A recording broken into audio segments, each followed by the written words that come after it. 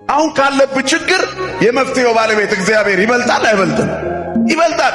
ለሰው የማንናገረው መከራ መሽገን ይዘቁጭ ብለናል። ሚያልፍ ስላልመሰለን ተጨንቀናል። ያሻግራል፣ እግዚአብሔር ታላቅ ነው። ያኖራል፣ እግዚአብሔር ታላቅ ነው። ያነጋል፣ እግዚአብሔር ታላቅ ነው። በድቅድቅ ጨለማ ውስጥ የሚደነቅ ብርሃን መስጠት ይችላል። ጨለማ በእርሱ ዘንድ ከቶ አይጨልምም። የማያልፍ መከራ የለም።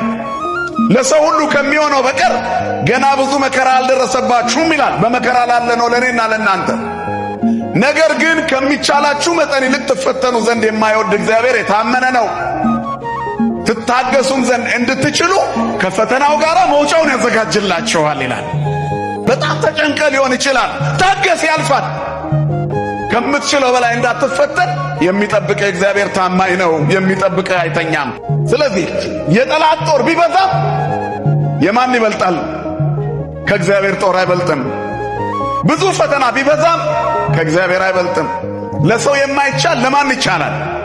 ሁሉም ነገር በእግዚአብሔር ዓይን ቀላል ነው። ሁለተኛ ነገሥት ምዕራፍ 3 ይሄ በእግዚአብሔር ዓይን ቀላል ነው ይላል። አንቺ የደረሰብሽ መከራ በሰው የደረሰ መከራ ነው።